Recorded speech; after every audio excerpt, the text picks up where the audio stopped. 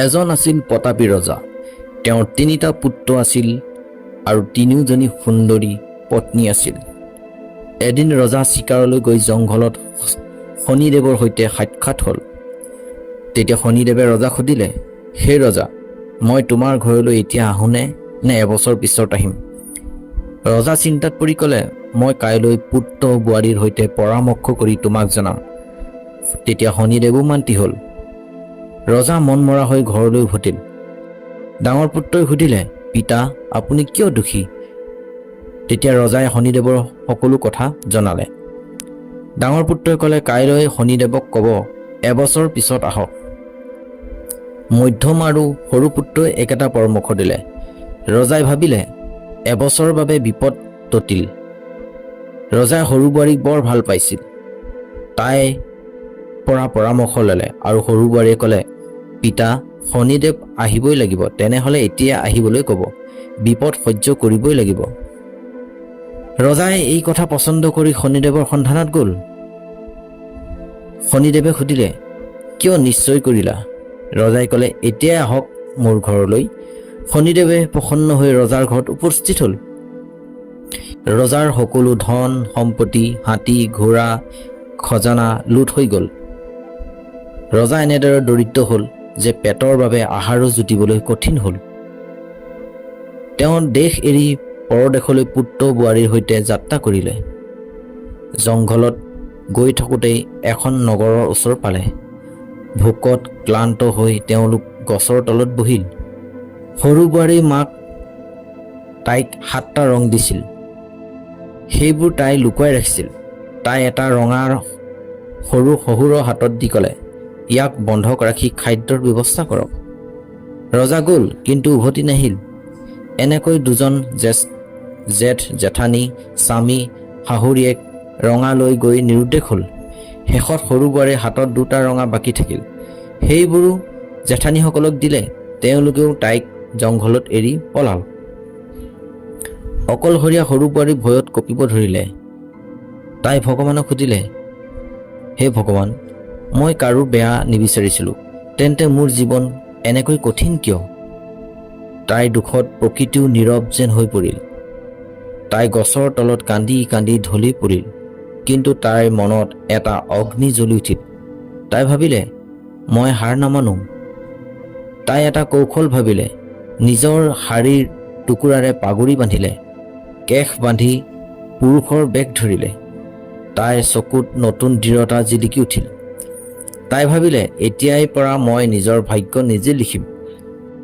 ৰাতিৰ ভাগত তাই নগৰৰ ফালে গ'ল। পথত এখন গাঁৱত পুৰণি পুৰুষৰ কাপোৰ আৰু তৰোৱালৰ মাছ পালে। সেইবোৰ পিন্ধি তাই ৰাজকুমাৰ বেশত নগৰৰ ৰজাৰ দৰবাৰত উপস্থিত হ'ল। তাইৰ চাল চলনত ৰাজকীয় ভাৱ আছিল। ৰজাই সুধিলে, তুমি কোন? তাই ক'লে, মই পৰদেশী, কৰ্মৰ সন্ধানত আহিছোঁ। ৰজাই সুধিলে, কি কাম কৰিবা তুমি? তাই ক'লে, এনে কাম কৰিব যিটো আপোনাৰ দৰবাৰী কোনেও কৰিব নোৱাৰে। ৰজাই সুধিলে, দৰমহা কিমান ল'বা? তাই ক'লে, দিনে লাখ টকা। দৰবাৰত হাহাকাৰ লাগিল। ৰজাই ভাবিলে, এই যুৱক অসাধাৰণ। তেওঁ মান্তি হ'ল। তাইৰ নাম হ'ল লাখটকীয়া। লাখটকীয়াই আৰু এটা শৰ্ত দিলে, মই ৰোজ হাজিৰা নিদিম, প্ৰয়োজন হ'লেহে হাঁহিম। ৰজা মান্তি হ'ল। লাখটকীয়া এটা ভব্য মহলত থাকিবলৈ ধৰিলে। তাই মহিলাৰ বেশত মহলত থাকে। বাহিৰত ৰাজকুমাৰ বেগ ধৰি থাকে। তাইৰ বুদ্ধি আৰু বিবেকৰ সকলো সমস্যা সমাধান কৰি দিয়ে। তাইৰ খ্যাতি দূৰ দূৰান্তলৈ বিয়পি পৰিল। এদিন মধ্যৰাতি মহলৰ চালত এগৰাকী মহিলাৰ চিঞৰ শুনা গ'ল। ৰজাই লাখটকীয়াক মাতিলে।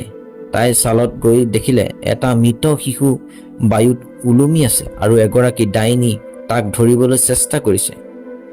লাখটকীয়াই সুধিলে, মা, কিয় কান্দিছা? ডাইনীয়ে ক'লে, মোৰ পুত্ৰক শেষবাৰৰ বাবে সাৱটিব বিচাৰিছোঁ। লাখটকীয়াই তাইক সহায় কৰাৰ নামত তলত শুই থাকিল।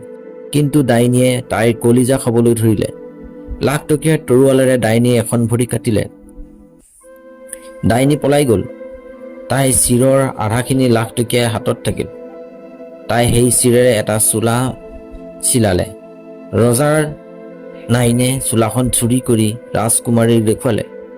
ৰাজকুমাৰীয়ে একেটা চোলা বিচাৰিলে। ৰজাই লাখটকীয়াক হুকুম দিলে চোলাৰ কাপোৰ যোগাৰ কৰিবলৈ। লাখটকীয়া এবছৰ সময় বিচাৰিলে। তাই শ্মশানত গৈ এটা ৰাক্ষসক সুধিলে, যিয়ে দুডাল যাদুৰ লাখুটিৰে মৃতকক জীৱিত কৰিছিল। লাখটকীয়া ৰাক্ষসৰ হাত কাটি লাখুটিবোৰ লৈ মৃতক জীৱিত কৰিলে। ৰজাই তাক আধা ৰাজ্য আৰু ৰাজকুমাৰীৰ সৈতে বিয়াৰ প্ৰস্তাৱ দিলে। তাইক ক'লে, প্ৰথমে মোৰ কাম শেষ কৰোঁ। লাখটকীয়া এটা জংঘলৰ মকানত গ'ল, য'ত এগৰাকী যুৱতীয়ে তাক মকৰি হৈ ৰক্ষা কৰিলে। যুৱতীৰ পিতৃ মাতৃ আছিল ডাইনী আৰু ৰাক্ষস। যুৱতীয়ে তাইৰ সৈতে বিয়াৰ প্ৰস্তাৱ দিলে।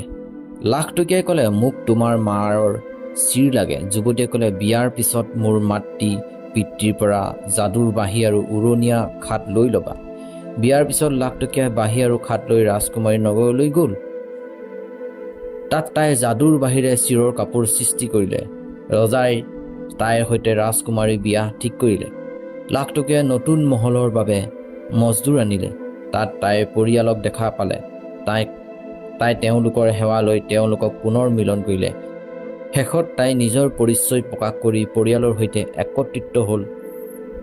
ৰজাই তাইৰ স্বামীৰ সৈতে বিয়া দি আধা ৰাজ্য দান কৰিলে। শনিদেৱ ভয়ত পলাই গ'ল আৰু সকলো সুখেৰে আনন্দৰে থাকিবই ধৰিলে। প্ৰিয় দৰ্শক বন্ধু, আজিৰ এই কাহিনী আপোনাৰ মনত কেনে লাগিলে নিশ্চয় কমেণ্ট কৰি জনাব আৰু আগন্তুক এনেকুৱা নতুন কাহিনী পাই থাকিবলৈ আমাৰ চেনেলটো ছাবস্ক্ৰাইব কৰিবলৈ নাপাহৰিব আৰু লগতে ঘণ্টা বাটনটো টিপি অল নটিফিকেশ্যনত ক্লিক কৰি ৰাখিব আৰু আপোনালোকৰ বন্ধু বান্ধৱীলৈ এই ভিডিঅ'টো শ্বেয়াৰ কৰিবলৈ নাপাহৰিব আৰু লাইক কৰিবলৈ নাপাহৰিব। পুনৰ আকৌ লগ পোৱাৰ আশা থাকিল। ধন্যবাদ।